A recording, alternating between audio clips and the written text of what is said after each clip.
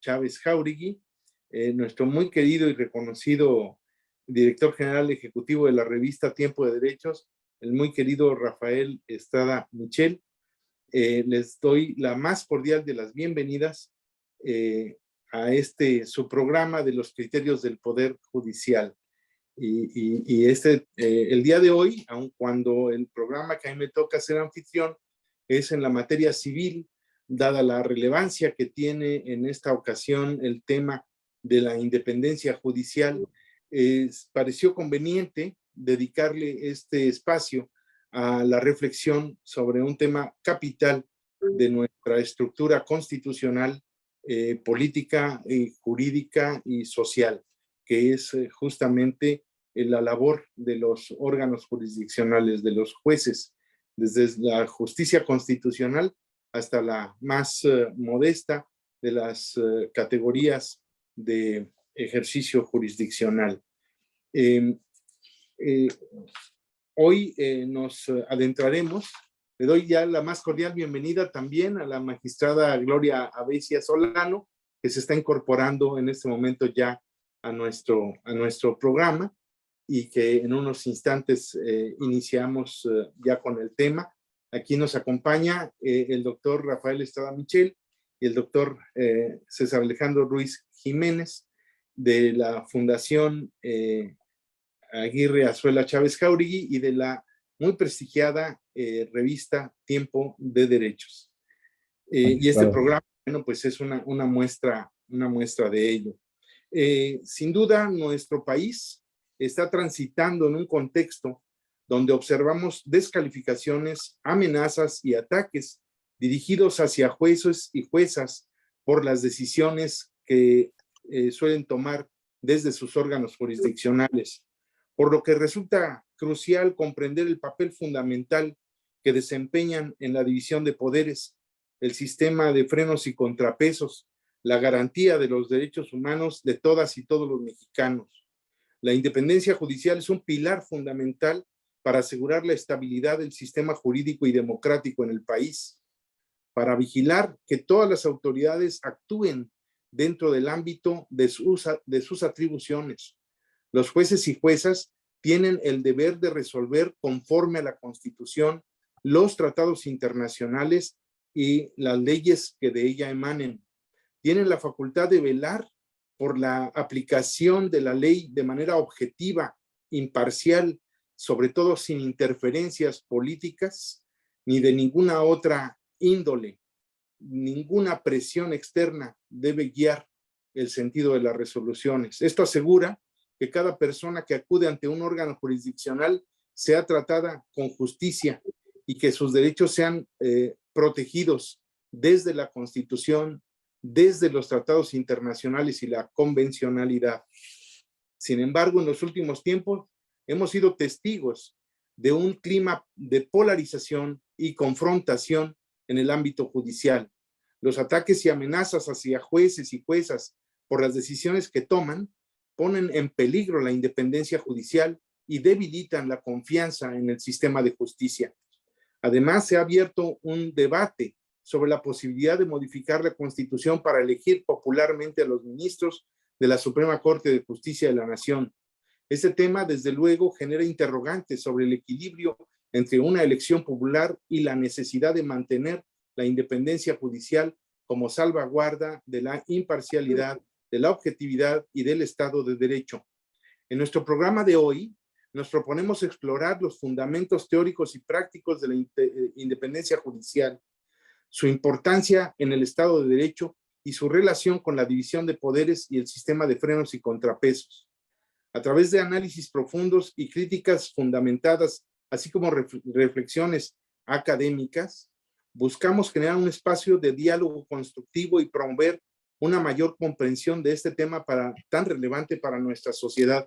Por eso es que hoy tenemos a dos destacados juzgadores que nos van a iluminar con sus experiencias, con sus conocimientos este día. Queremos pues invitar a todos y a todas a sumarse a este programa, a que participen desde donde están en este debate y a compartir sus experiencias.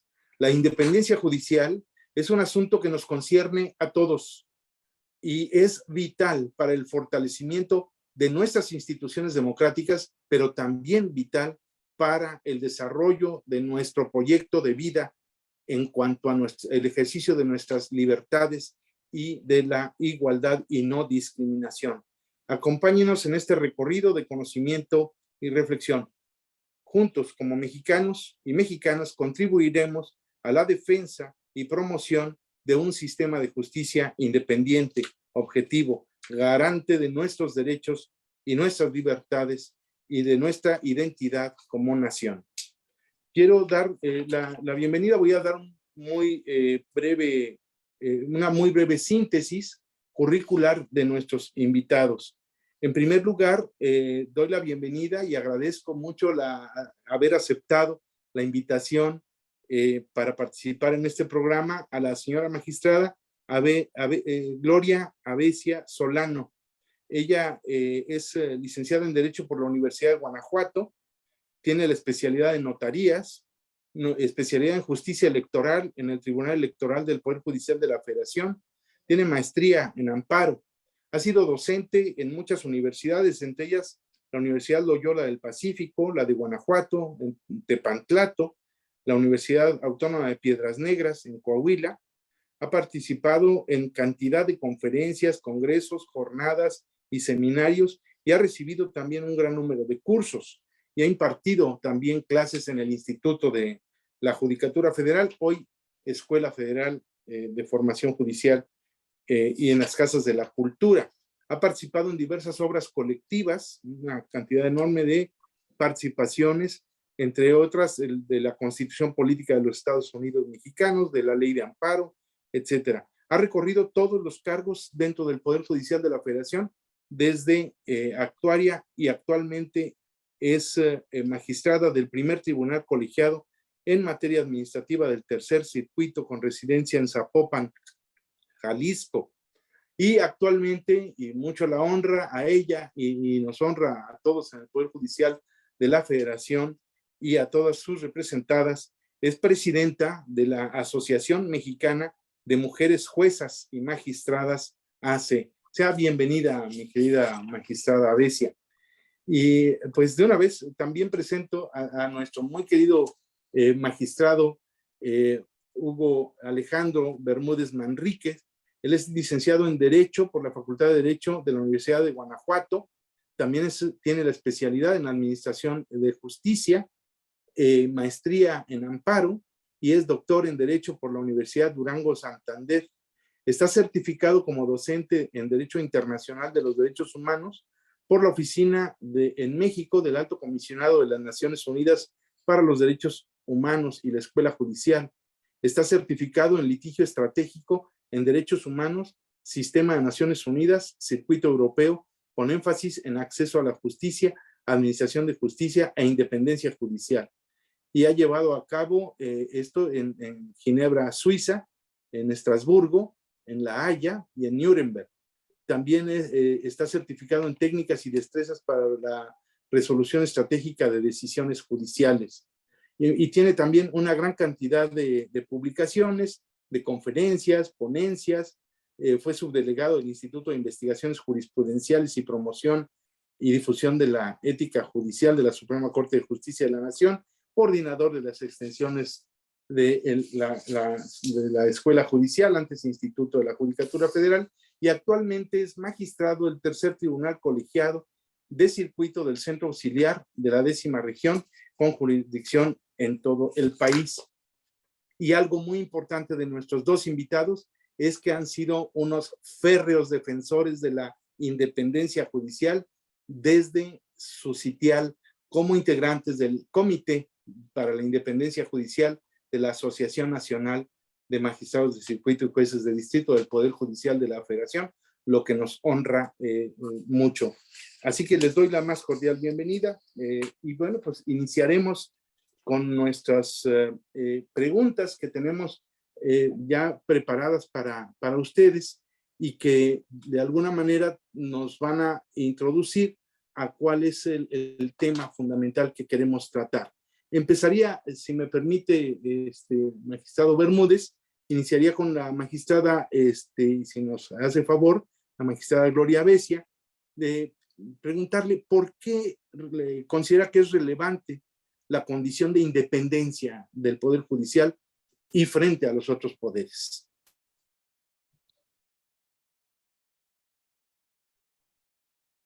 Muchas gracias, magistrado Vega. Primero que nada, por la invitación que usted nos hace para participar en esta reunión de amigos, porque además de usted está el magistrado Hugo y veo también al doctor Rafael Estrada, que también es un gran... La invitación de la Fundación Aguirre, Azuela, Chávez, Jauregui, Pro Derechos Humanos, al aula taller de saberes y diálogo del Instituto de Ciencia Jurídica. Pues muchas gracias por la invitación y a responder esa pregunta tan interesante que nos hace el magistrado Vega. Pues resulta ser que en una perspectiva institucional, la independencia judicial son imprescindibles para la comprensión de un auténtico Estado de Derecho. La independencia del Poder Judicial siempre se ha entendido como una consecuencia necesaria de garantizar la resistencia de los jueces frente a presiones o embates tanto del Poder Legislativo como del Ejecutivo. Así, desde su inicio, la independencia de los jueces constituye una esencia de la separación de poderes. Tengo que decir que la división de poderes en México está prevista en el artículo 49 de la Constitución Política de los Estados Unidos Mexicanos, que es nuestra ley suprema, y que tiene por finalidad la división de poderes, evitar la concentración de un poder en un Estado democrático. La división significa o deriva en la separación de los poderes en el sentido de que su respectivo ejercicio se deposita en órganos distintos, autónomos e independientes, por otra parte, del poder público. Entonces, a la pregunta concreta de por qué es relevante la condición de independencia, bueno, tendríamos que partir de la base de que la independencia judicial, si bien tiene dos vertientes, una de ellas, y creo que es la que interesa a nuestro auditorio que hoy nos acompaña, es precisamente que la independencia judicial es para los justiciables y para todo habitante del territorio nacional. Es importante, es indispensable contar con jueces que sean independientes y que no sean jueces de consigna, que reciban instrucciones de ninguno de los otros dos poderes, como tampoco de los poderes fácticos, como las fuerzas del capital, las fuerzas tampoco de los trabajadores, de estar separados de cualquier posible influencia y dejar su mente, su trabajo, su quehacer exclusivamente supeditado a la Constitución, a las leyes secundarias que emanan, a los tratados internacionales, en concreto, resolver conforme a derecho sin ninguna influencia. Eso sería lo que podría contestar a esta pregunta, magistrado. Muchas gracias. Y la verdad es que subrayar esta independencia frente a los otros poderes, particularmente al Ejecutivo y al Legislativo, pero también frente a cualquier otro órgano de poder real, ¿no? de influencia que pudiera de alguna forma dirigir el sentido de las resoluciones. Y eso sería muy grave. Es decir, no solamente la independencia tiene que ver entonces con regímenes políticos que a través de los cuales se puedan obtener presiones, sino también desde órganos privados, ¿no? Que tengan poder como el del capital. Y bueno, mucho se ha dicho en relación con el Poder Judicial, que en realidad el Poder Judicial está podrido, ¿no? Y se ha dicho con todas sus letras, y se ha señalado de manera muy incisiva que los jueces estamos digamos, influenciados por esos órganos de poder privado, que estamos a favor de la oligarquía y que estamos de alguna manera privilegiando intereses conservadores. Yo quisiera preguntarle al magistrado Bermúdez, ¿esto es así? ¿Realmente el Poder Judicial está tan podrido y realmente responde a intereses ajenos a la ley y a la Constitución? Muchas gracias, señor magistrado Luis. Aprovecho un poquito antes de iniciar a dar respuesta, a agradecer a la Fundación, al doctor Ruiz Jiménez y al doctor Estrada Michel y a ti, por supuesto, por la invitación. No, claro que no. El Poder Judicial es, a mi juicio, y creo que a juicio de muchos ciudadanos usuarios del sistema de administración de justicia federal, una de las mejores instituciones del país. Con esto, y antes de darte algunos datos de un análisis que hace el Consejo cada año y que después la asociación juntó 5 años y realizó un estudio, y hay resultados muy interesantes. Quiero decir que no sostengo que somos impolutos, porque luego ya viene en Twitter, mucha gente nos dice cuando hacemos comentarios en relación con el tema de independencia que nos sentimos impolutos. No. Sería un absurdo decir que somos impolutos o que somos una institución perfecta. Ninguna institución, por el simple hecho de que está conformada por seres humanos, y los seres humanos son falibles, y los seres humanos son pasionales, y por supuesto que hay muchas cosas que mejorar.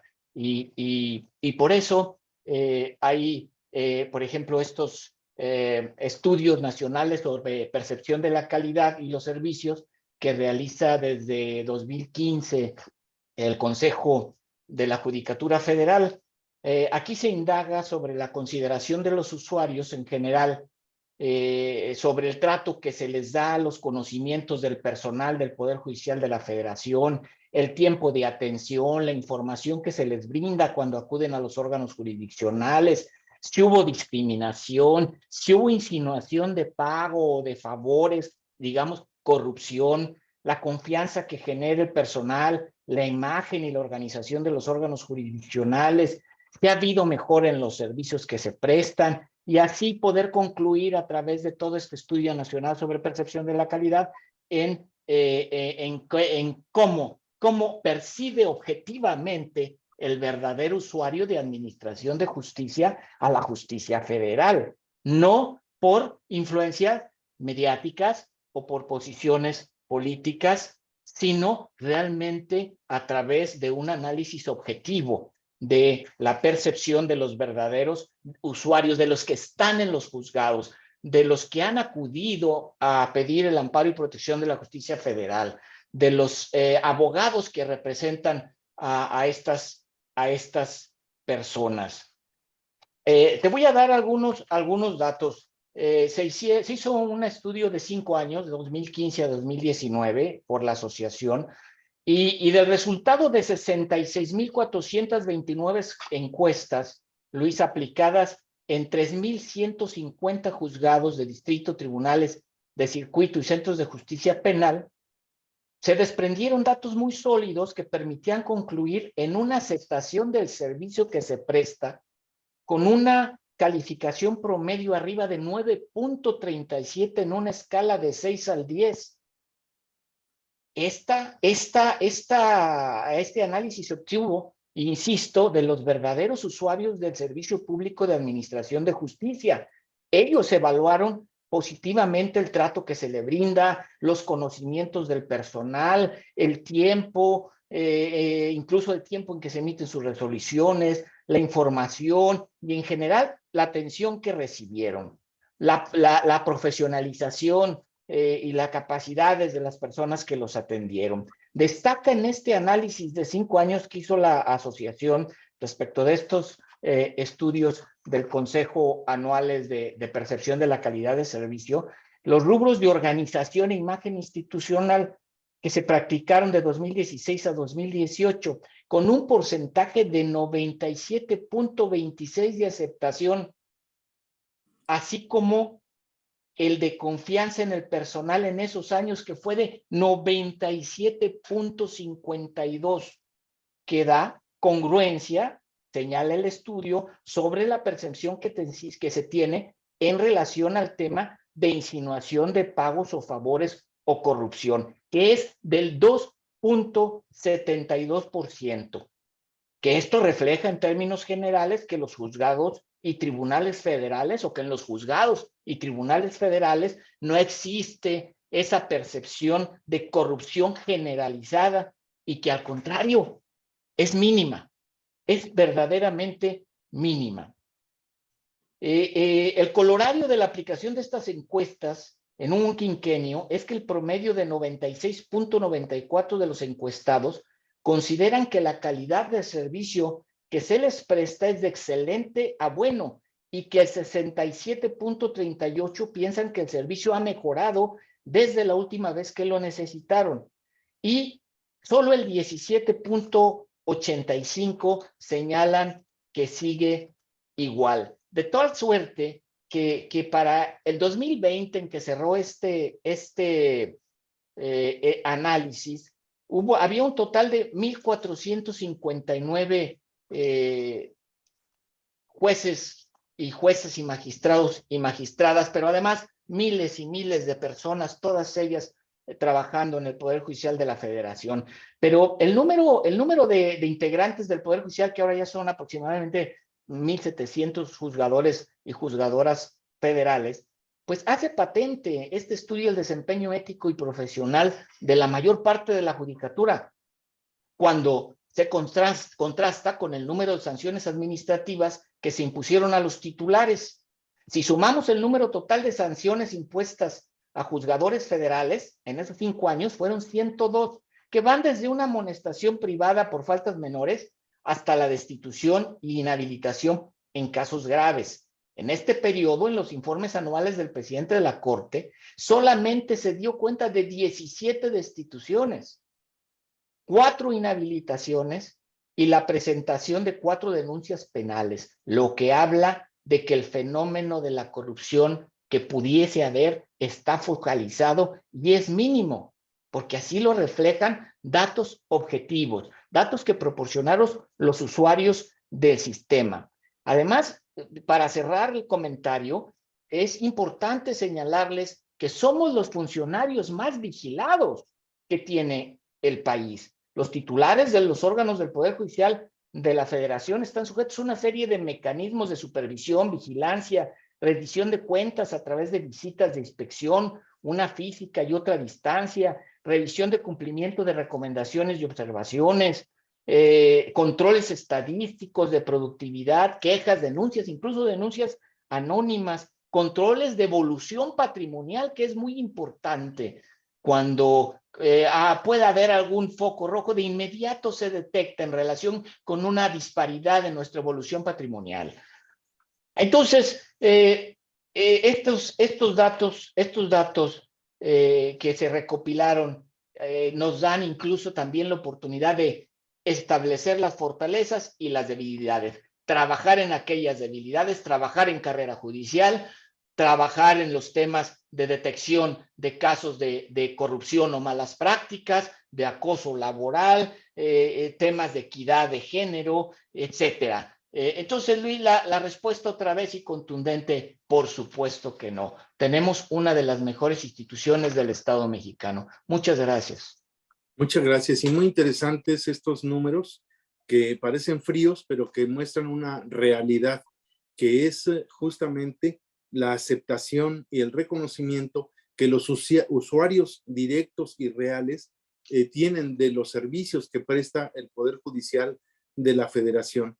Y estamos hablando de un periodo de análisis de 5 años, donde solamente hubo 102 sanciones, y de ellas 17 son destituciones, lo que habla de que efectivamente la población que realmente utiliza los servicios del Poder Judicial de la Federación tienen una estupenda opinión del Poder Judicial, y quienes por alguna circunstancia han incurrido en alguna práctica indebida, ha sido sancionado.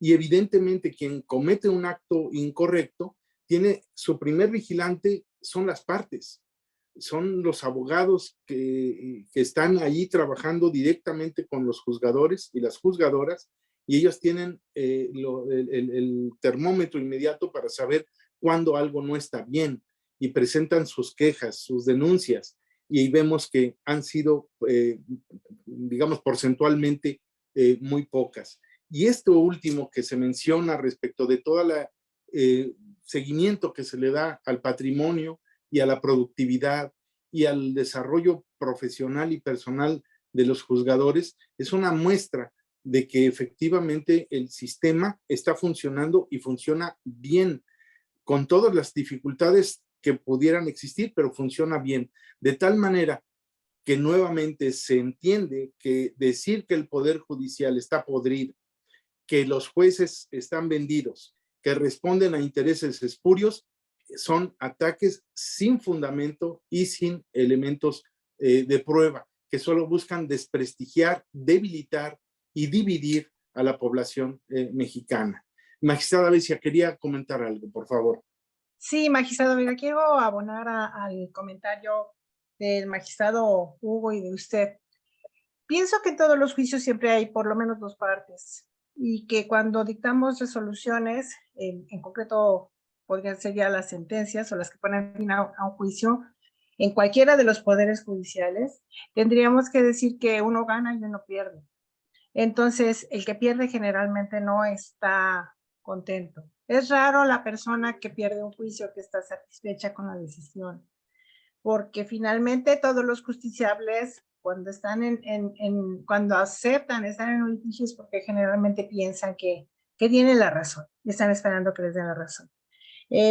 Yo quiero hacer énfasis en esta parte que usted dice, magistrado, porque los ataques de si el Poder Judicial está podrido o no lo está, vienen de declaraciones de personas que trabajan para el Estado en diferentes posiciones.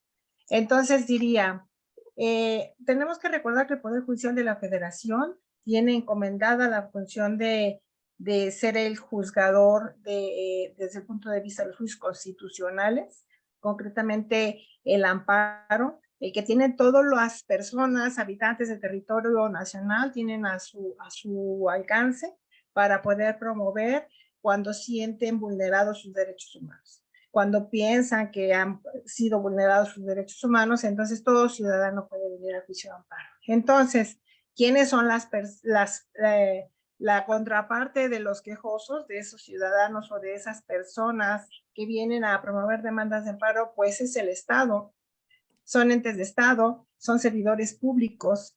Entonces, prácticamente lo que es materia de los juicios de amparo son actos de autoridad. En el amparo indirecto particularmente es latente. Y entonces, ¿quiénes son enjuiciadas? Las autoridades.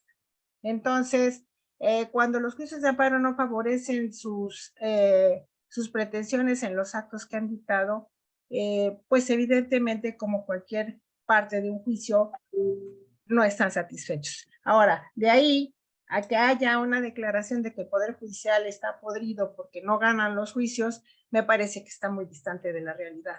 Ganar o perder un juicio de amparo depende de que los actos estén ajustados a la Constitución, a los tratados internacionales y a las leyes secundarias. Entonces, no tiene absolutamente nada que ver con conductas, con sentimientos de juzgadores, sino más bien con el apego al marco constitucional, con el marco de derecho internacional y con el marco de legislación secundaria. Entonces, desde ese punto de vista, magistrado, y lo que están comentando ambos señores magistrados, diría que tenemos que considerar el tema relacionado con el discurso de odio, que es algo que sí debemos tener muy en cuenta, porque no puede estarse, pienso yo, legalmente y que sea válido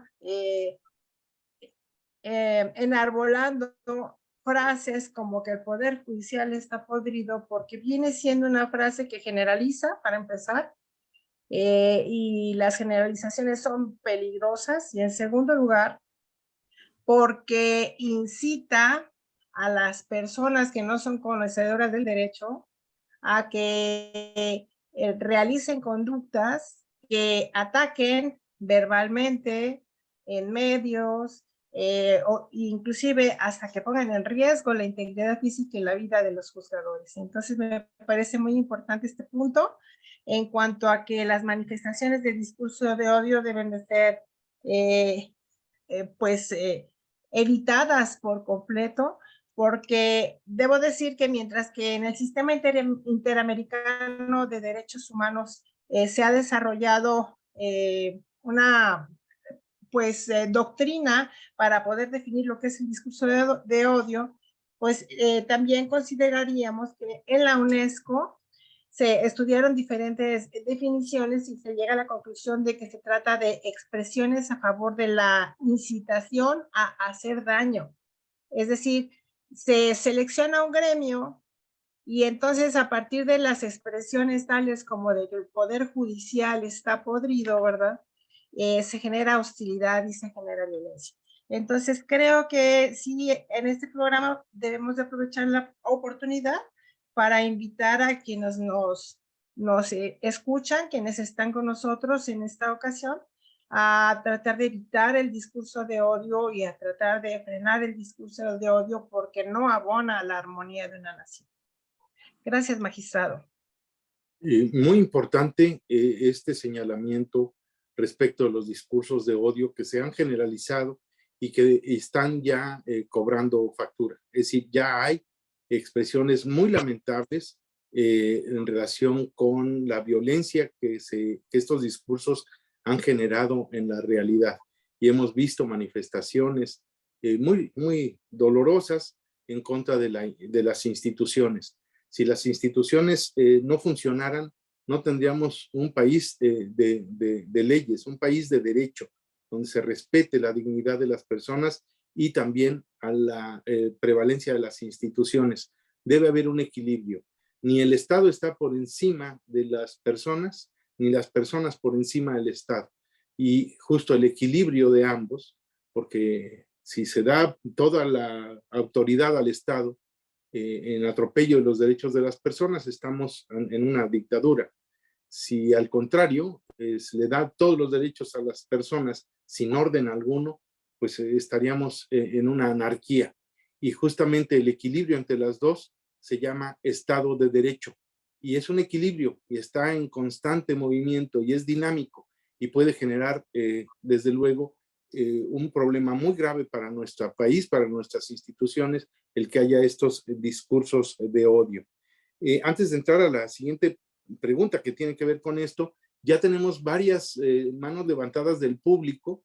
La invitación sería, por favor, que nos las escriban en el chat y al final leeremos todas estas preguntas. Si nos hacen favor, y agradecemos mucho su participación y son muy valiosas las aportaciones que puedan hacernos y las críticas también, porque el Poder Judicial de la Federación, en espacios tan nobles como este de la Fundación Aguirre Azuela Chávez Jauregui y de la revista Tiempo de Derechos, da la oportunidad para explorar estos temas delicados y que son de una actualidad extraordinaria, ¿no? Entonces, sí las invito a que nos escriban en el chat. Ya tenemos ahí el chat abierto para que puedan participar. Y en consecuencia, magistrada Becia, volviendo con usted, ¿cuándo podemos decir o bajo qué condiciones podemos establecer que una jueza, que un juez es realmente independiente?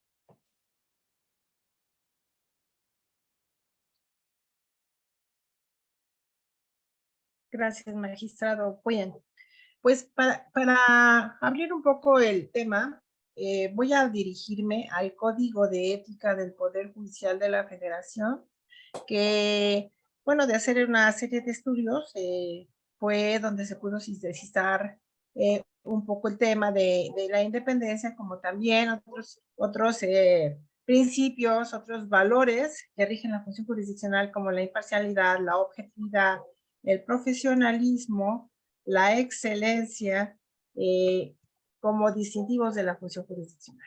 Pues bien, independencia es una actitud, dice el código, del juzgador frente a influencias externas, extrañas al derecho, provenientes del sistema social. Consiste en juzgar desde la perspectiva del derecho y no a partir de presiones de personas o agentes extraños al derecho. Por tanto, y concreto a la respuesta que se espera, la independencia implica que todo juzgador rechaza cualquier tipo de recomendación que tienda a influir en la tramitación o resolución de los asuntos que se someterán a su potestad, incluso los que pudieran provenir de servidores del Poder Judicial. Es decir, ni siquiera de los compañeros jueces o magistrados del mismo Poder Judicial podríamos aceptar ninguna injerencia. El juez o el magistrado preserva el recto ejercicio de su función cuando denuncia cualquier acto que tienda a vulnerar la independencia. El juez o el magistrado debe evitar involucrarse en actividades o situaciones que puedan directa o indirectamente afectar su independencia. Y por último, según nos precisa el Código de Ética, el juzgador se abstiene de recomendar, insinuar o sugerir con un fin ilegítimo el sentido en que deben emitir los demás juzgadores cualquier determinación judicial que tenga efecto sobre la resolución de un asunto. Esto nos da para pensar en una serie importante de cuestiones. Quiero partir de la base de que México tiene un denominado federalismo judicial que comprende que no solo existe el Poder Judicial de la Federación, sino que también tenemos poderes judiciales en cada una de las entidades federativas. Adicionalmente, tenemos órganos jurisdiccionales o tribunales que son formalmente administrativos y materialmente jurisdiccionales. Entonces, la independencia judicial aplica nada más para los poderes judiciales, no, aplica para todos los juzgadores. Entonces, todos los juzgadores debemos de tener presente que estas son las obligaciones que nosotros tenemos y los derechos que tiene la sociedad para poder hacer frente a la función jurisdiccional precisamente con independencia. Pero también tenemos otra vertiente de la independencia judicial que se refiere a la vertiente subjetiva del juzgador. Y entonces, ¿qué pasa en esa parte? Fundamentalmente se refiere a la permanencia en el cargo y a todo lo que viene a conformar la seguridad económica, la seguridad profesional del juzgador, para que no tenga que andar buscando chamba en ningún otro lado, ni tenga que andar recibiendo dádivas de ninguna especie, ni tenga que andar distrayendo su mente de la actividad jurisdiccional que le ha sido encomendada y que además generalmente es nuestra pasión. Es decir, nos gusta sobremanera lo que hacemos, tan es así que nosotros no tenemos las 8 horas de trabajo que marca la ley, sino que nuestros horarios siempre son extendidos porque el estudio de un asunto y el estudio de la ley y de la Constitución y la actualización constante no son de 8 horas al día ni de 5 días a la semana. Hay cuestiones que ameritan mayor dedicación. Por eso hablo de pasión por el derecho.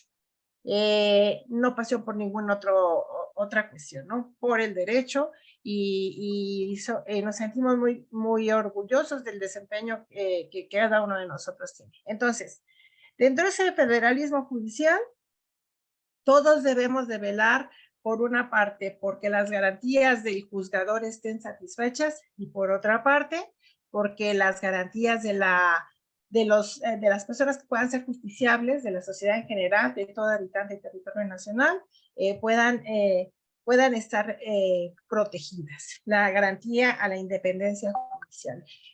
Aquí yo veo una cuestión muy interesante. En la Constitución no tenemos desarrollado qué es la independencia judicial ni qué elementos la comprenden, como si tenemos algunas otras cuestiones que inclusive nuestra Constitución tiene tantas enmiendas que a veces se convierte algún artículo en cuestión procesal, en cuestión adjetiva que debe enviarse a los códigos. En este caso, la mención a la independencia de los jueces está en el artículo 17 en una sola línea. en donde, pues en el derecho de toda persona de ser juzgada por un juez independiente. Adicionalmente, tenemos como fundamento el artículo 8.1 de la Comisión Americana sobre los Derechos Humanos. Ahí nos describe que toda persona debe de tener, debe respetársele el derecho al debido proceso con todas sus vertientes, además del acceso a la justicia. Y una de las garantías primordiales para cumplir con el debido proceso y con el acceso a la justicia es específicamente la de un juzgador independiente. Independiente, que las personas tengan la confianza de que nadie va a interceder, absolutamente nadie, en la decisión del juzgador, que lo único que va a tener el juzgador en cuenta son el derecho y los hechos que está juzgando. Para mí, y adicionalmente con fundamento en lo que acabo de mencionar, es lo que debe comprenderse como independencia judicial. Me refería al federalismo judicial porque no todos tenemos exactamente la misma oportunidad de ir comprendiendo este concepto de independencia judicial. Espero que en las escuelas, en las universidades, hoy día se esté tratando el tema con amplitud. Cuando me tocó a mí estudiar la licenciatura, no era un tema que fuera precisamente abordado por ninguno de mis profesores, de manera que también fue algo que fue llamando mi atención, y entonces nos podríamos dar cuenta que la independencia judicial, como no está descrita específicamente en una norma de observancia obligatoria, ¿qué ha tenido que suceder? Pues la interpretación judicial. Entonces, a base de jurisprudencia, a base de criterios que fue forjando la Suprema Corte de Justicia de la Nación a partir de casos concretos, es que se ha ido definiendo qué debe entenderse por independencia judicial. Y los criterios mayoritarios en este tema se refieren concretamente a la independencia judicial en su vertiente subjetiva, en relación a los procedimientos de nombramiento, selección, nombramiento y permanencia en el cargo de juzgadores, y la corriente o la doctrina jurisprudencial inició a partir de juzgar casos de los estados, de las entidades federativas.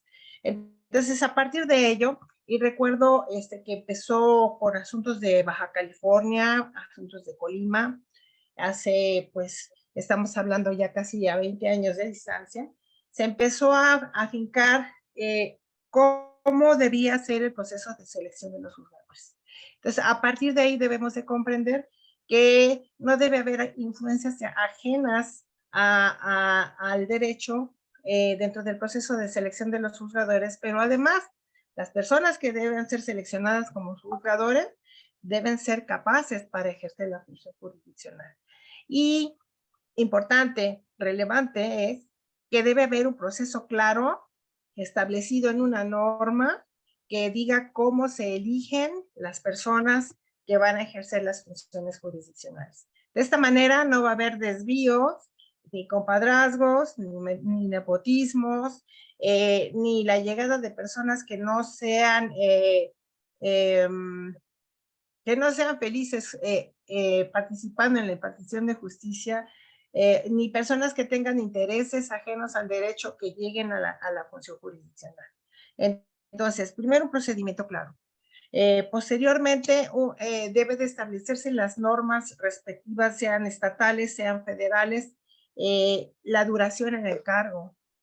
Entonces, cuando hablamos de duración, hay algo muy interesante, porque estoy recordando que recientemente se hablaba de una iniciativa que se enviará, o ya se envió, ignoro, al Congreso de la Unión en función de la permanencia en el cargo de jueces y magistrados.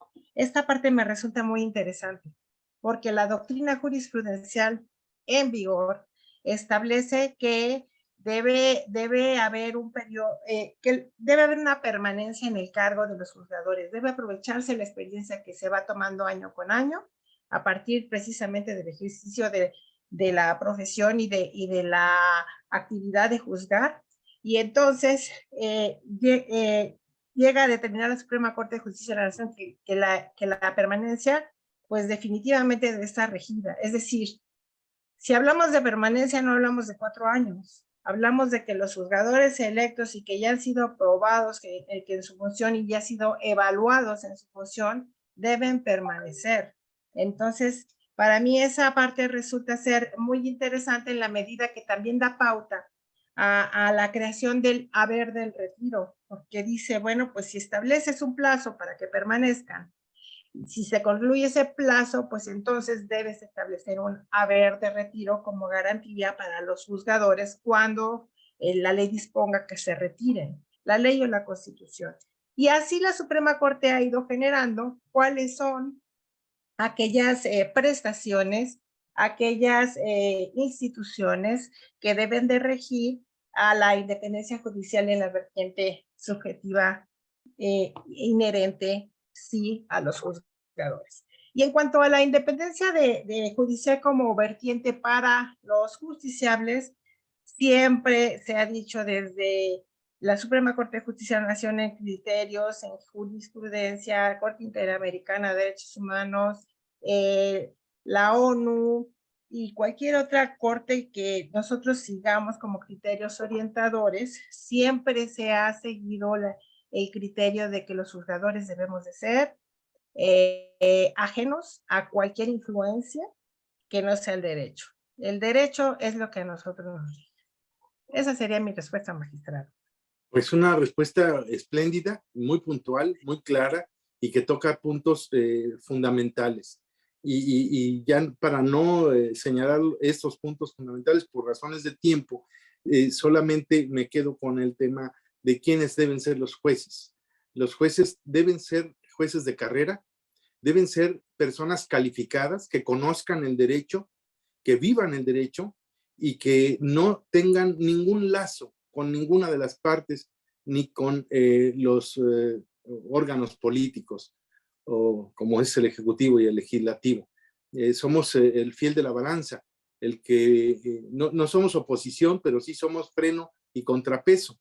Y para poder llegar a comprender todos los laberintos del orden jurídico, desde la Constitución, los tratados internacionales, la interpretación conforme, el principio pro persona, la categoría de derechos humanos, pareciera ser que no podría ser más que una persona muy calificada y que dedique su vida al estudio y a la compasión, ¿no? a la administración de justicia. Y bueno, esto toca el otro tema muy relevante que está en este momento en boga, que es si los jueces, desde los ministros, magistrados y jueces, deben ser electos popularmente por voto directo del pueblo. ¿Por qué? Porque dicen que con eso se adquiriría legitimidad democrática, de la cual carecemos, porque los ministros son electos a través del procedimiento de la promoción, la propuesta de ternas por parte del Ejecutivo y la designación por parte del Senado. Y los jueces y magistrados de carrera judicial, pues tenemos que realizar o someternos a procesos de concursos en donde tenemos que acreditar nuestros estudios, aprobar los exámenes e ir avanzando en cada una de las etapas para al final poder resultar vencedores. Yo le quisiera preguntar al magistrado Bermúdez, ¿qué piensa usted en relación con que los jueces en general puedan ser electos popularmente? Gracias Luis, por la pregunta, y una pregunta que en este momento está discutiéndose, está en la academia. Pero antes, creo que es una cuestión ya casi intuitiva, no únicamente racional, con lo que ustedes han dicho, Gloria y tú, respecto del valor de la independencia judicial en la determinación y vitalidad de los derechos. Para lograr una tutela efectiva de los derechos, un respeto efectivo a los derechos humanos, es fundamental garantizar órganos independientes que administren justicia. Bueno, dicho esto, aquí estamos hablando de lo que se llama en la doctrina la independencia inicial, no la independencia en tránsito, que es la que se debe proteger ya que está uno en la función. Es la que debe garantizarse, es una independencia en el contexto que ya han platicado, que debe de garantizarse desde la elección y nombramiento de los jueces.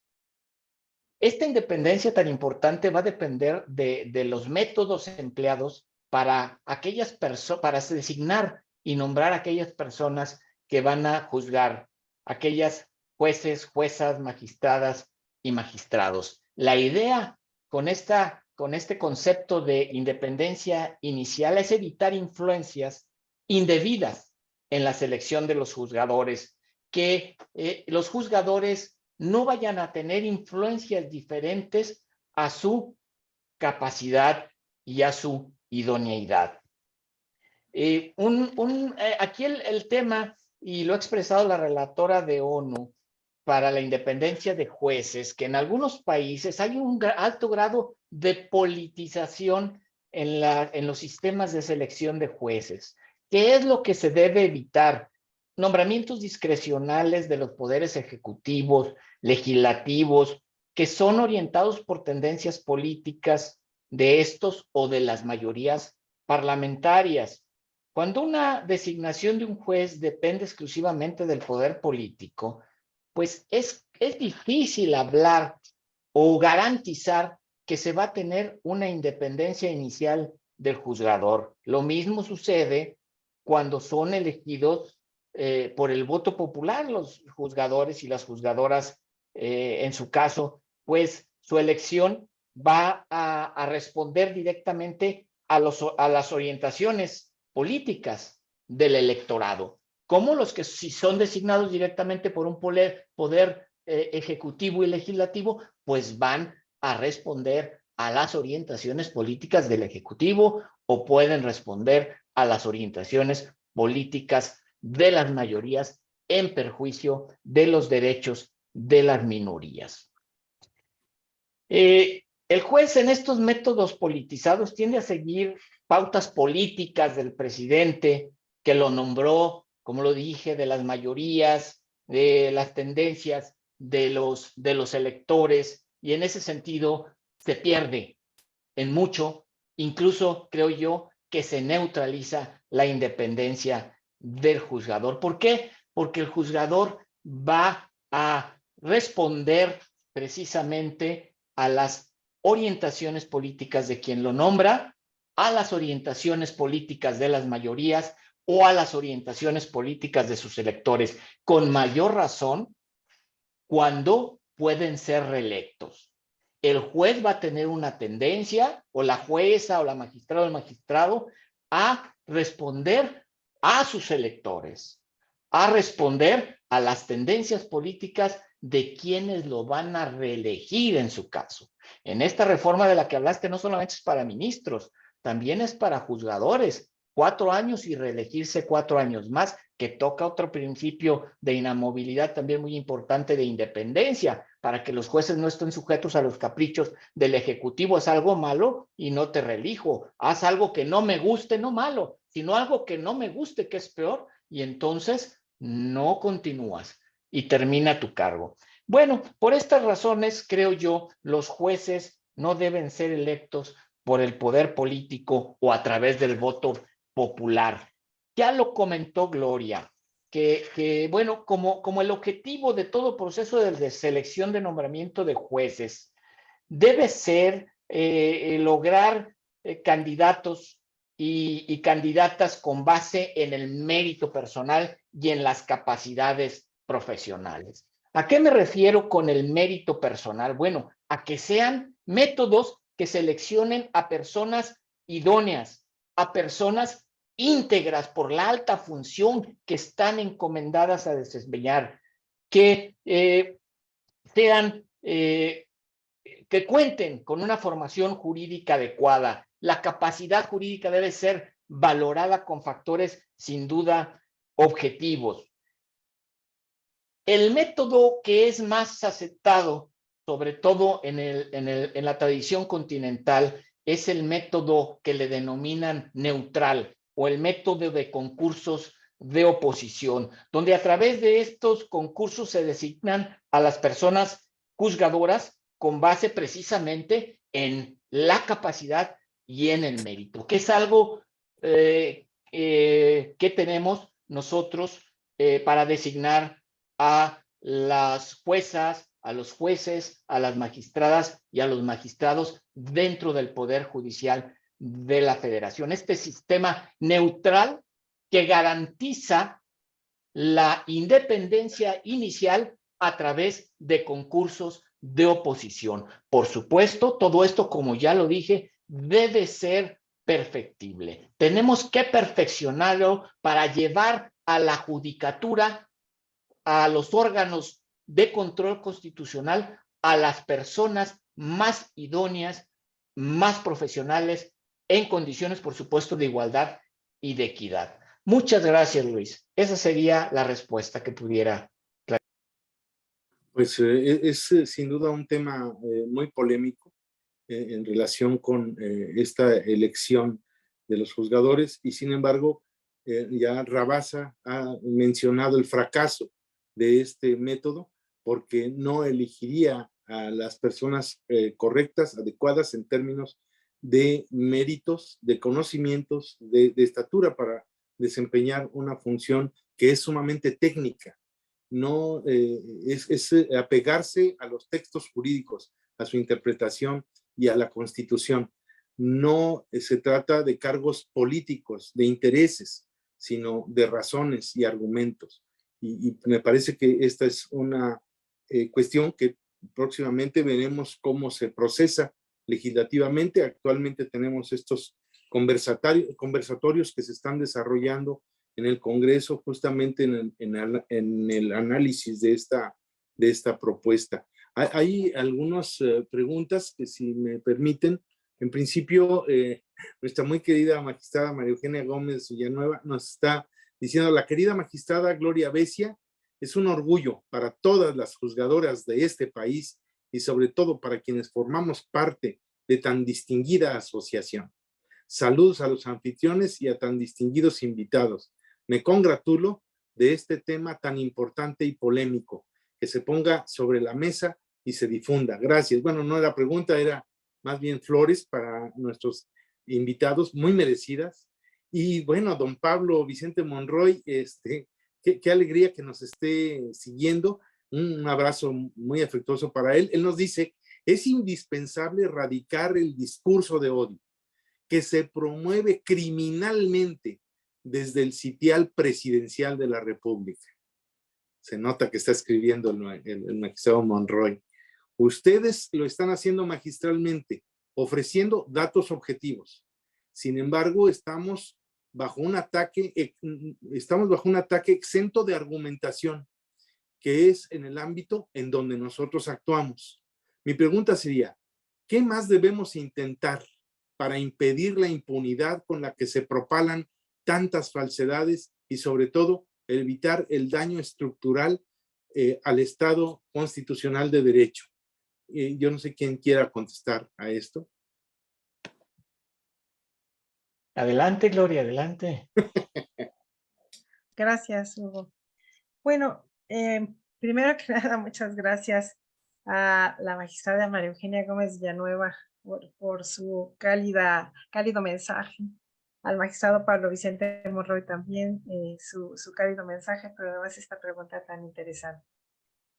Bien, creo que esas conductas de desprestigiar y además de hacer uso de espacios públicos, podríamos decir, para demeritar a las personas, que finalmente, como ya lo han dicho mis compañeros magistrados, los juzgadores somos personas.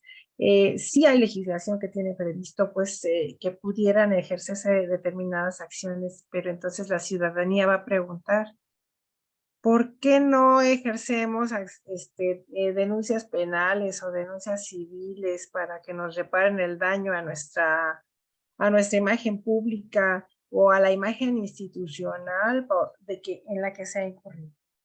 Pienso que no podemos entrar en un juego de responder al discurso de odio, porque los mecanismos jurisdiccionales siempre serán más tardados que el pararse en un micrófono y dar un mensaje discriminador y que atenta contra la integridad de las personas que nos dedicamos al servicio público y en concreto a las personas que nos dedicamos a la función jurisdiccional.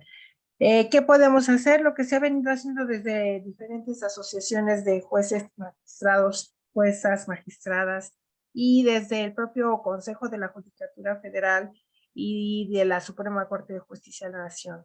Dar a conocer a la ciudadanía qué es lo que hacemos, cómo juzgamos, qué casos resolvemos, qué tipo de asuntos conocemos. Es decir, cuando le preguntan a la ciudadanía en encuestas de salir, no sé, a preguntarle a la gente qué es lo que hacen los jueces, pues divorcian gente, meten gente a la cárcel, pero no se ponen a pensar en toda la gama, porque no la conocen, toda la gama de posibilidades de juicios que tenemos en nuestras manos, los distintos juzgadores de fueros y materias diferentes, pero que al final todos somos juzgadores y todos hacemos ejercemos la importante labor de decidir el derecho, que no es otra cosa más que abonar a la paz social. El que las personas crean en los poderes judiciales es determinante para que las personas no decidan resolver los conflictos en ojo por ojo y diente por diente y en justicia privada. Es determinante que crean en sus jueces, sean federales, sean estatales, sean administrativos con funciones jurisdiccionales. Es determinante que la gente crea en nosotros, en las funciones que nosotros ejercemos. ¿Y qué pasa cuando salen determinados actores políticos o actores sociales a desprestigiarnos? Pues lo que merman es la credibilidad. Y muy interesante ha resultado, estaba yo viendo unas encuestas hace una semana en relación a cómo ha subido la credibilidad del Poder Judicial de la Federación frente a la credibilidad del Poder Ejecutivo Federal, o como ha disminuido la del Poder Ejecutivo Federal frente a la credibilidad del Poder Judicial de la Federación. Los ataques se han acrecentado, a los que se refiere el magistrado Pablo Monroy, se han acrecentado en los últimos meses y hemos sido objeto no solo de ataques generalizados, sino también se ha adoptado la posición de que la mañanera se ha convertido en una publicación de nombres, adscripciones de personas que nos dedicamos a juzgar, en donde se desprestigia diciendo que con ligereza que se suelta delincuentes o que se resuelve contra derecho, sin informarle a la ciudadanía las razones que sustentan las resoluciones que no agradaron a las autoridades que deciden hacer la publicación de los nombres de los juzgadores. Simultáneamente o consecutivamente, lo que se hace es presentar una queja administrativa ante el Consejo de la Judicatura Federal y enseguida una denuncia penal federal ante la Fiscalía General de la República. Entonces, ¿qué pasa con eso? Lo que está sucediendo es que cuando las resoluciones no agradan a los poderes del Estado, distintos del judicial, por supuesto, lo que se pretende es ejercer una presión que finalmente lo que viene a hacer es tratar de influenciar, generando miedo en los juzgadores. Los juzgadores, ya cuando llegamos a jueces o llegamos a magistrados, ya traemos una carrera judicial y los juzgadores que nos formaron nos fueron enseñando, entre otras cuestiones, paciencia, entre otras, prudencia y también hacer templados de carácter, y de manera que no cualquier ataque nos asusta. Sin embargo, no dejamos de verlo.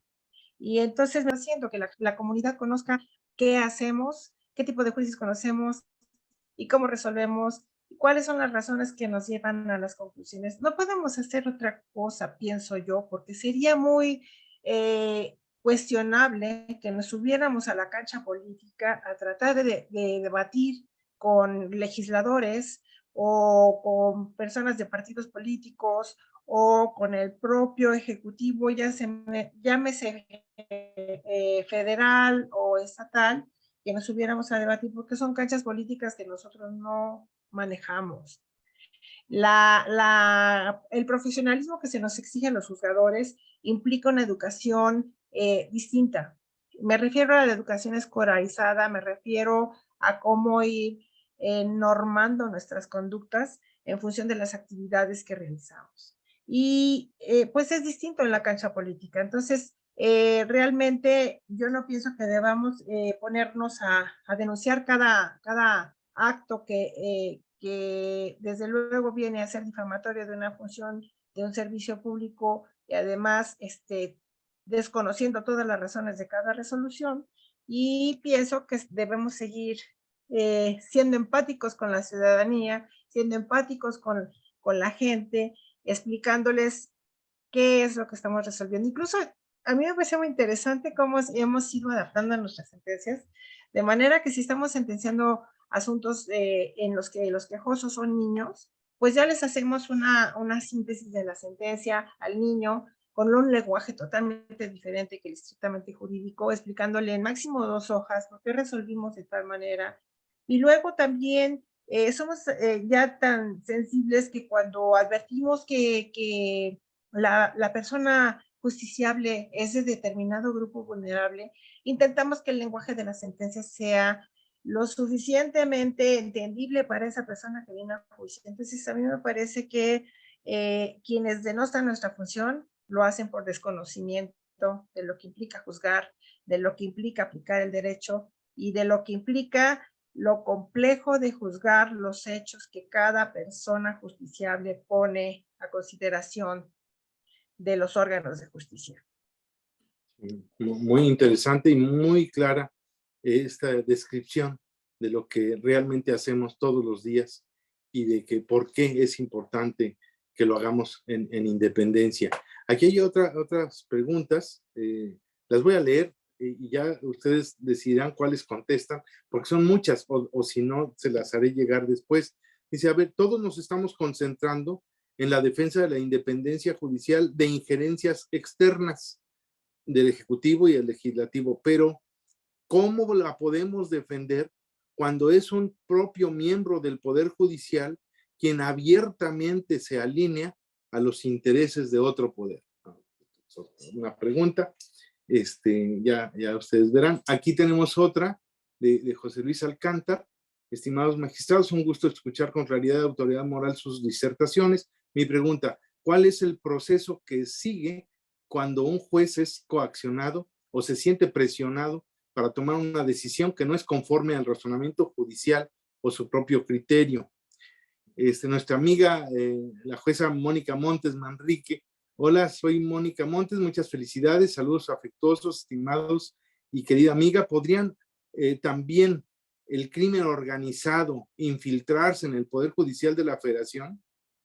¿Qué pasaría si se eligen por voto popular a los ministros, jueces y magistrados? Bueno, de esa última parte ya algo se dijo. Eduardo Antonio González, el problema de origen es el desconocimiento de las grandes mayorías sobre la importancia del Estado de Derecho para todas y todos. Por ello les consulto, ¿puede ejercer una labor educativa exhaustiva el órgano judicial sobre estos temas, procurando exposiciones objetivas sobre estos conceptos? Lo anterior en vista a que el sistema educativo no enfatiza esos temas, lo que habíamos comentado. El magistrado Pablo Monroy da las gracias por la respuesta. Aquí también habla de que para evitar tentaciones no debería existir una prohibición absoluta para los ministros de ocupar un cargo público después de su retiro, máxime si tienen pensión de por vida. Bueno, aquí hay muchas preguntas. Dice, ¿debiera siempre el presidente de la Corte ser de carrera judicial para evitar sesgos políticos en su función? Y bueno, esas son, ¿puede modificar un juez sus criterios sin necesidad de justificarlo? Es relevante que aclare su cambio de postura cuando ésta coincide con un cambio de régimen político o de titular del otro poder. Como ven ustedes, parece ser que todas las preguntas que están presentándose se están refiriendo a cuestiones de orden político y que, bueno, que evidentemente es así, porque la independencia judicial se viola justamente a través de estos personajes, a través de estos órganos de gobierno. Si quieren, ya el tiempo se nos está yendo un poco. Si quieren contestar esta pregunta antes de pasar a una fase de conclusión. Sí, creo que hay una... Sí, Luis, hay una pregunta que no quiero que digan que le dimos la vuelta. Es en relación a los ataques que podemos sentir desde dentro. Quiero decirles que en este momento las juzgadoras y los juzgadores federales nos sentimos arropados, sentimos que estamos y que tenemos una línea muy clara de respeto y defensa de la independencia judicial con la ministra Norma Piña al frente de la Suprema Corte de Justicia y del Consejo de la Judicatura Federal. Sin ninguna duda. Sin ninguna duda. Ahora, ¿que se pueden resentir ataques al interior? Sí. ¿Los hemos vivido? Sí. Ha habido momentos en que los ataques a la independencia judicial no solamente han venido del exterior, sino los hemos resentido también del interior. ¿Qué sucedió? ¿Cómo lo solventamos? Bueno, con una formación que tenemos las personas juzgadoras de muchos años en la independencia, con ese valor. En términos de lo que expresaba un ministro de la Corte, don Juan Díaz Romero, nuestro valor o nuestra joya más preciada es la independencia judicial. De tal manera que cuando desde dentro también intentaron mermarla, afectarla, los juzgadores y las juzgadoras federales respondimos con nuestra independencia no se toca. ¿Cómo? Así, unidos en esa convicción en la que nos formaron nuestros jueces, nuestros magistrados, en las que nos formó el Instituto de la Judicatura Federal, en la que nos formó la carrera judicial. Y creo que ese fue el principal valor.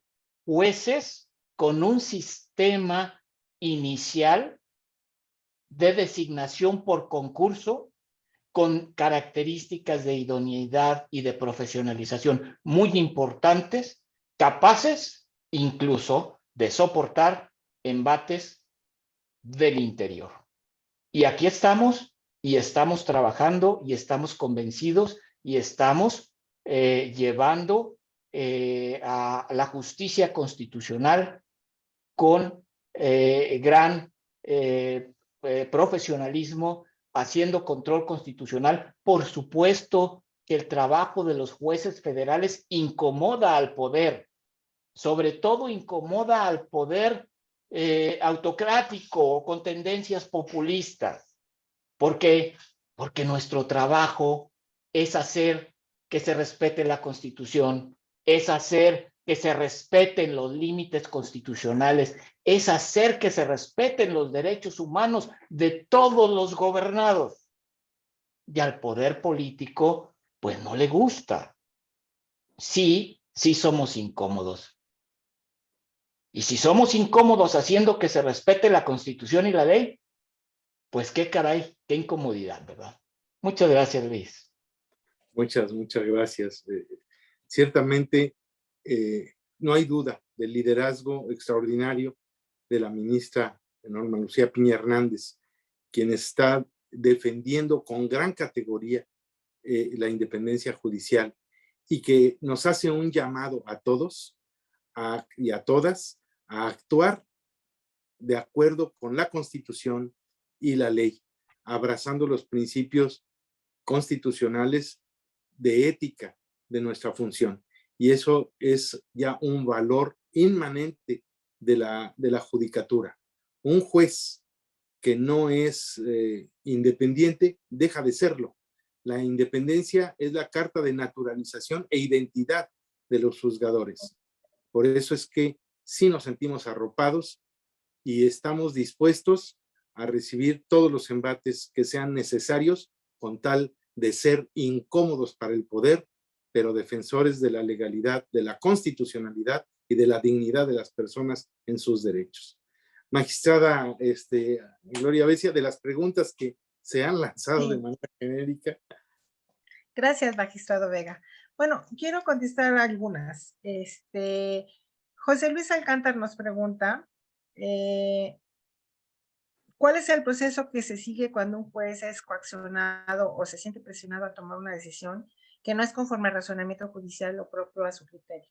Lo primero que tendría que hacer el juzgador sería presentar una denuncia sobre esta influencia externa que está ejerciendo presión sobre su decisión. Adicionalmente, el juez lo que jurisdiccionalmente puede hacer es plantear una excusa, plantear que tiene un impedimento para resolver el asunto y exponer cuál es la presión externa que está recibiendo, y ese impedimento será calificado. Si se trata, por ejemplo, de un juez de distrito, pues lo califica un tribunal colegiado. Si se trata de un magistrado de un tribunal colegiado, lo califica el propio tribunal. Si se trata de dos magistrados de un tribunal colegiado, lo califica otro tribunal colegiado. Entonces tenemos la vía jurisdiccional de la excusa o de plantear el impedimento, obviamente fundando y motivando, porque el que plantea un impedimento que a la postre pueda resultar infundado, puede verse en el riesgo de recibir una sanción. Y la vía no jurisdiccional, que es la de la denuncia de esa presión externa que está recibiendo. Luego, en la pregunta de Mónica Montes Manríquez, señora jueza, muchas gracias. Su pregunta es si con este proceso de selección que se está proponiendo, de que los titulares de los órganos jurisdiccionales sean electos por medio de voto popular, pregunta la jueza Mónica Montes que si pudiese correrse el riesgo de que se infiltre en el Poder Judicial de la Federación la delincuencia organizada. Sí, es una de las posibilidades. Hemos visto cómo en los últimos años la delincuencia organizada ha crecido, realmente está organizada, digamos, va en aumento, en incremento. Hay muchas particularidades en ese tema, pero desde luego se podría correr ese riesgo de que también en el proceso de selección alguien popular no sea precisamente una persona idónea para el cargo y sea una persona quizás popular a partir de que tenga este tipo de vínculos que se relacionen con delincuencia organizada. Entonces, es difícil de poder evaluar quiénes podrían estar en esa condición, y creo que un proceso electoral para elegir jueces o magistrados o ministros definitivamente no tendría el filtro de evitar que gente que esté infiltrada en delincuencia organizada pudiese llegar a los poderes judiciales. También nos pregunta Eduardo Antonio González Valle si puede ejercerse la labor educativa exhaustiva por el órgano judicial en los temas de destacar el Estado de Derecho. Me parece que lo hacemos, pero no todos los casos dan para ese tema. Generalmente ese tema lo vemos quizás con mayor frecuencia, y no diríamos que siempre, en los asuntos que se juzgan en amparo administrativo.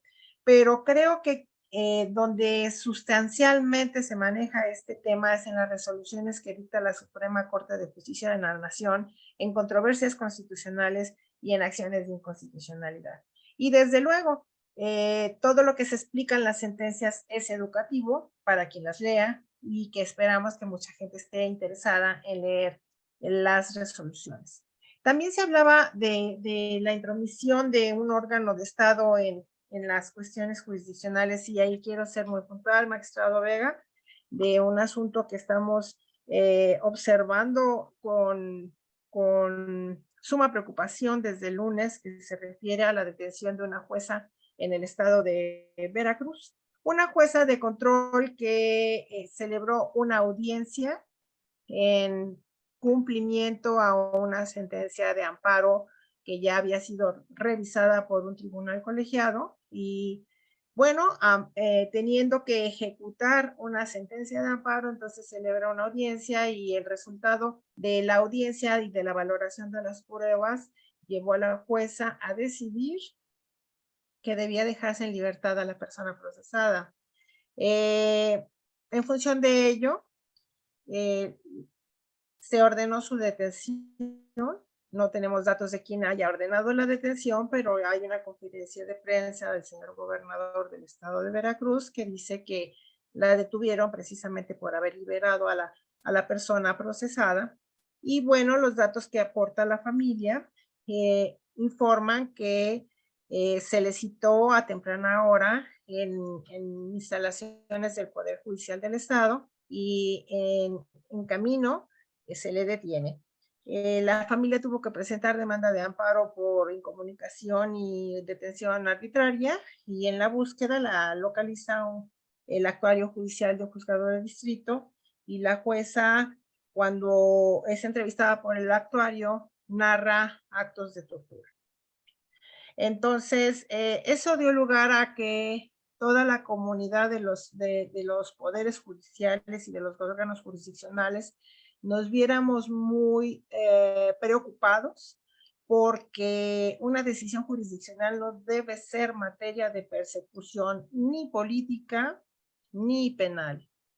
Entonces, el día de ayer se hizo un comunicado conjunto de asociaciones, y las asociaciones en lo particular hicimos comunicados solicitando, exigiendo al estado de Veracruz, a los tres poderes del estado de Veracruz, que se respete la independencia judicial, que se respeten las garantías de debido proceso y de acceso a la justicia de la señora jueza, y que se defina su situación jurídica. Y entonces este tipo de cuestiones a mí me lleva a concluir que los ataques a la independencia judicial son todos los días, pero están subiendo de tono, y me parece que los órganos del Estado, con la legitimación que cada uno tiene frente a la sociedad, deben preservar todo derecho estatuido en la Constitución Política de los Estados Unidos, en las constituciones de los estados, en las leyes secundarias y en los tratados internacionales. Ese sería con lo que quiero concluir, magistrado Vega. Una conclusión muy, muy importante, que revela hasta dónde puede llegar, hasta qué extremo se puede llegar cuando se está generando un discurso de odio y atacando a jueces incómodos. Desde luego no conocemos los detalles de esta detención, pero todo apunta a que fue derivada de la resolución que tomó la señora jueza, pero además en cumplimiento a una ejecutoria de amparo, de tal manera que resulta, como se dijo en los comunicados conjuntos de las asociaciones, reprobable esa conducta, y que afecta la independencia de la judicatura en general, no solo de la judicatura local, sino que afecta la judicatura en general. Muchas gracias, y nuestra solidaridad con la señora jueza y con la judicatura mexicana en ese aspecto. Magistrado Bermúdez, el tiempo se nos está yendo, es un tema sumamente importante. Su mensaje final, si es tan amable. Bueno, que Luis nos compromete la posición de la ministra Piña a ser cada día mejores. El Poder Judicial tiene muchas fortalezas, también tiene debilidades, que son campos para que podamos mejorar todos los días en carrera judicial, en combate a la corrupción, en relación con los métodos para detectarla. Por supuesto, debemos ser implacables en cualquier caso de corrupción detectada. Tenemos que erradicar malas prácticas, que sí, por supuesto, se tienen. Tenemos que lograr todavía mayor paridad de género. Hay muchos ámbitos en que trabajar para mejorar la calidad del servicio que prestamos a los gobernados. Creo que debemos sentirnos orgullosos de que tenemos un buen poder judicial de la Federación. Tenemos un poder judicial de la Federación muy digno, que protege a la Constitución, que protege los derechos humanos de las personas y los hace realidad a través de los juicios de amparo, la acción, la controversia. Muchas gracias, Luis, por tu invitación. Muchísimas gracias por haber participado, por dejar muy en claro algunos temas, dejar sembradas otras inquietudes y desde luego un tema que no se puede agotar en un programa de 1 hora y piquito. Al contrario, sí, muchas reflexiones y sobre todo decirle a quienes nos acompañan en esta transmisión y a quienes nos vean después en esta grabación de este programa que se cuelga en las redes sociales, que el Poder Judicial de la Federación está compuesto por hombres y mujeres mexicanos, que somos parte del pueblo, que nos estamos esforzando por pasión y por vocación para impartir justicia, que el Poder Judicial sí se puede tocar, que el Poder Judicial debe mejorarse. No hay nada perfecto que no se pueda mejorar, ni nada malo que no pueda empeorar. Pero aquí estamos tratando de mejorar todo lo que está a nuestro alcance.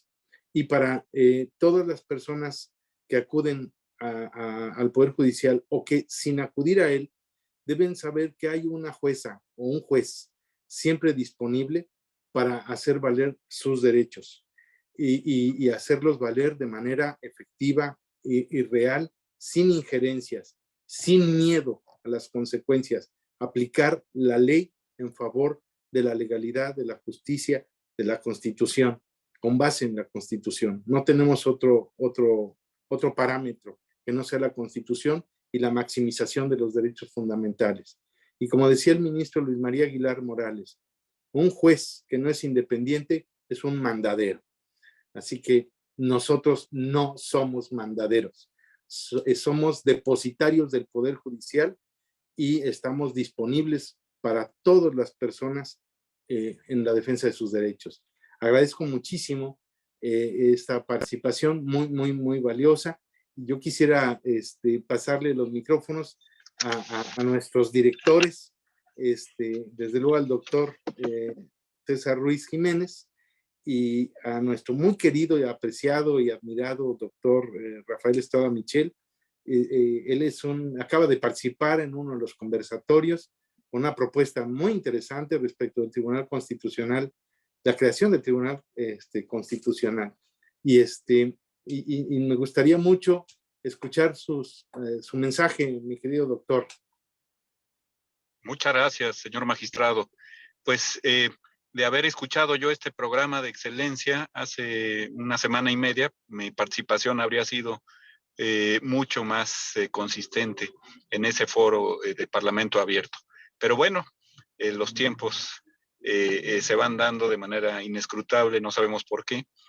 Ha sido para mí un privilegio escucharlos. Y yo quisiera decir algo, magistrado Vega, que creo que la sociedad mexicana tiene que decir, y desde la academia tenemos que sostener una y otra vez, y que ustedes, por obvias razones, tanto la magistrada Abesia como el magistrado Bermúdez y usted mismo, pues por el buen gusto que los caracteriza no pueden decir. Pero yo creo que hay que, desde este tipo de espacios, sostener que la independencia judicial es prácticamente idéntica a la auténtica judicatura. Es decir, que no hay juezas y jueces si no hay independencia y que tenemos que procurar los mejores esquemas para mantener la independencia judicial. Si, como muy bien decía la magistrada Gloria Abesia, la popularidad que se puede expresar en elecciones, en comicios, no es el mejor camino para llegar a ella, pues simple y llanamente desechemos una propuesta así.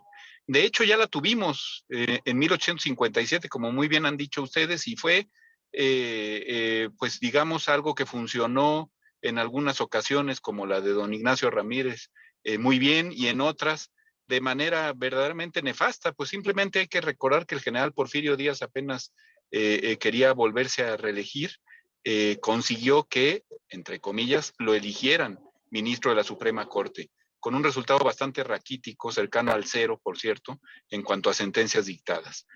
¿Cómo podemos pretender politizar la judicatura si ya hemos explorado ese camino y no ha resultado? Bueno, lo que quiero decir es que hay que defenderlas, defenderlos en todos los órdenes, en lo local, en lo federal, porque en ello se nos va la vida y la salud de la República, la vida del Estado constitucional y democrático de derecho. Por eso es un privilegio escuchar a quienes tienen tan clara la misión que debe desempeñarse en este tipo de organizaciones republicanas. Hay otras, pero supongo que nosotros queremos seguir siendo una república democrática, representativa, que busque la justicia para todos y para todas. Y no queda más que felicitar que existan magistradas y magistrados que tengan tan clara su función y que pretendan desempeñarla con tanta valentía. El caso de la jueza de Veracruz habla por sí mismo.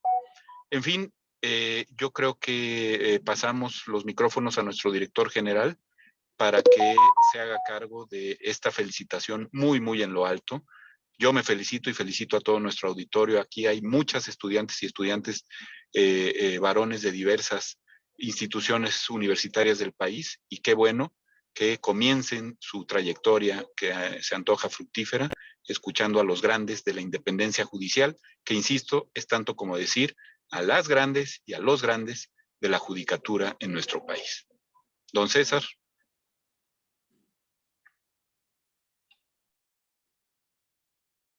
Poco puedo agregar después de esta brillante sesión que tuvimos. Le agradezco muchísimo, señor magistrado Luis Vega, anfitrión de este programa.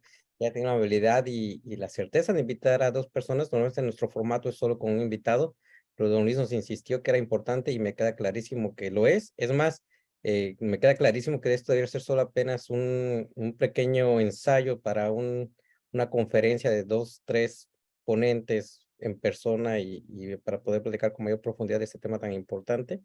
Respecto a lo que dice el doctor Estrada Michel, yo les invitaría a ustedes y a nuestro público a que se den una vuelta por su Twitter, lo tenemos retuiteado también nosotros en el @tiempo de derechos, donde él nos hace una explicación muy clara de por qué los jueces no tienen por qué ser electos por voto directo, así como lo hizo también en el Parlamento Abierto en el Congreso y donde manifestó ideas extraordinarias al respecto.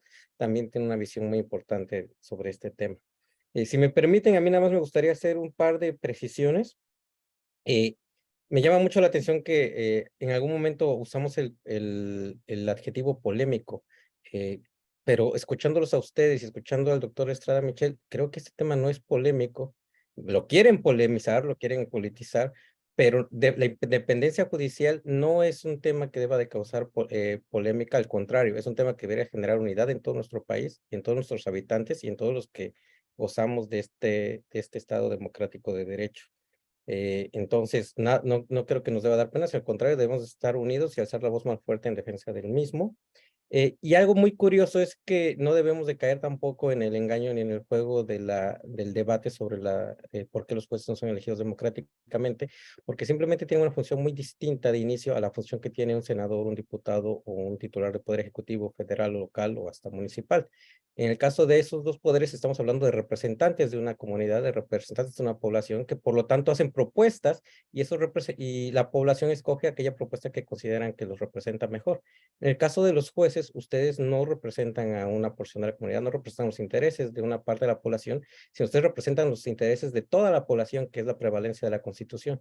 Y como tal, entonces ustedes no tienen por qué estar sometidos a un concurso de popularidad o de mayor aceptación, porque todos deberían tener la misma propuesta. La Constitución prevalece sobre cualquier interés personal o político. Entonces, creo que con eso deberíamos de evitar caer en esta confrontación o en esta siquiera tentación de considerar si debe o no haber elección por voto directo por parte de los jueces. Y algo que también veo en ustedes y que bien lo señala también el doctor Estrada Michel, y yo lo he visto desde muy pequeño porque tengo el privilegio de conocer la función de ustedes desde muy cerca, es que son muy modestos y no y hablan más a través de sus sentencias que de algún pronunciamiento público. Pero creo que es importante hoy, lamentablemente, por cómo están las circunstancias, hacer un poco a un lado esta humildad y esta honestidad intelectual que ustedes tienen y empezar también a hacer una especie de difusión y promoción de sus labores, porque hay cosas muy valiosas y muy importantes que el público necesita conocer para así hacerse un juicio más certero de lo que implica el Poder Judicial de la Federación y lo que son los magistrados y jueces federales.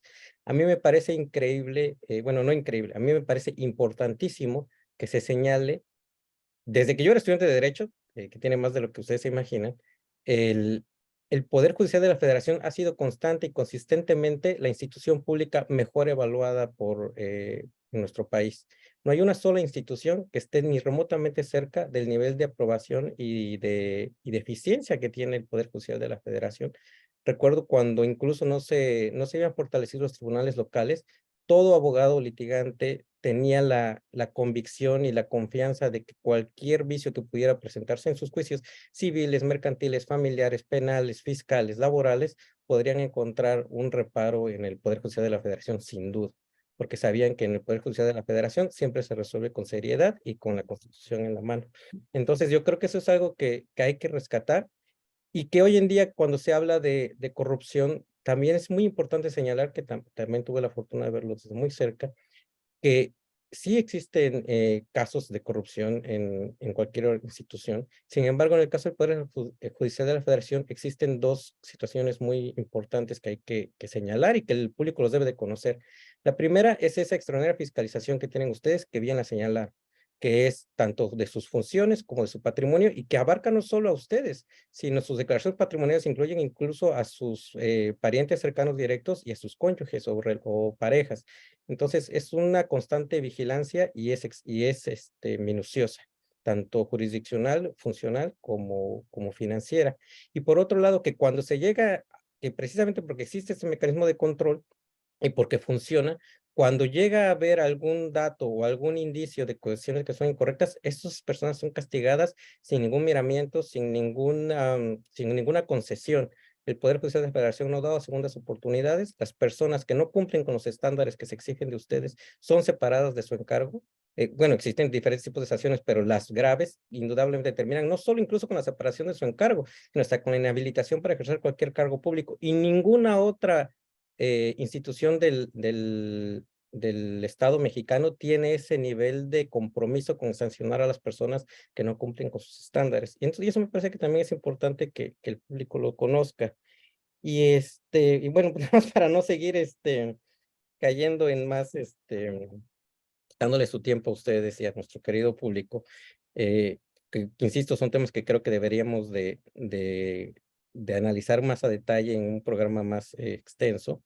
A mí me gustaría terminar con una frase de don Sergio Salvador Aguirre Anguiano, porque refleja mucho de lo que ustedes han estado diciendo y que justo en estos días, justo el próximo 14 de junio, miércoles, cumpliría 15 años, que era a propósito justamente sobre presiones que estaban recibiendo en aquel momento del titular del Poder Ejecutivo. Y lo que decía es, estimados colegas, la Suprema Corte de Justicia de la Nación habrá de solucionar todo aquello que la Constitución le encomienda. Lo que no podrá hacer es quedar bien con los contradictores. La realidad es que no saben de lo que estamos hechos. Para cumplir con nuestras encomiendas, no pagamos costo político alguno, estamos prestos a realizarlas, a desahogarlas sin ideologización ni politización partidista, simplemente conforme a nuestra convicción, imparcialmente, sin estridencias, tal y como está previsto en la Constitución, sin preocupaciones de otras políticas. De eso estamos hechos. Esa será nuestra única ocupación. No nos preocupan otras consecuencias en corto y a la larga. Como Tribunal Constitucional que somos, sabemos que la primacía de la Constitución es lo más rentable para nuestro país. Termino esa cita. La verdad es que esto a nosotros nos genera mucha tranquilidad saber que contamos con juzgadores como ustedes.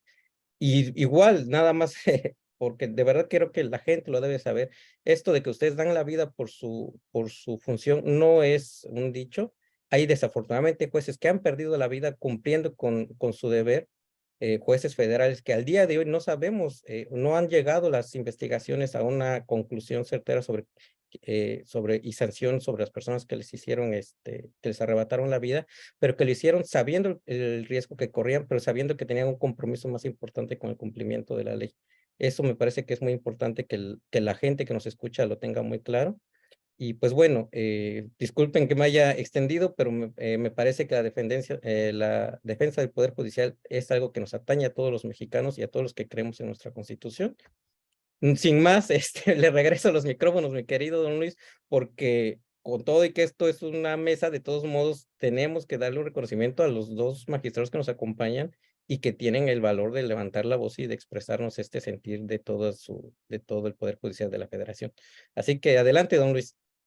Pues muy alta calidad de las participaciones, y en realidad no tuvimos solamente 2 invitados, sino 4 invitados, así que aquí con estas 2 presentaciones de don César y de don Rafael, extraordinarias. Aquí la Fundación Aguirre Azuela Chávez Jáuregui y la revista Tiempo de Derechos otorga el presente reconocimiento a la magistrada Gloria Besia Solano por su excelente participación en el programa de los criterios del Poder Judicial con el tema La independencia judicial, pilar del Estado de Derecho.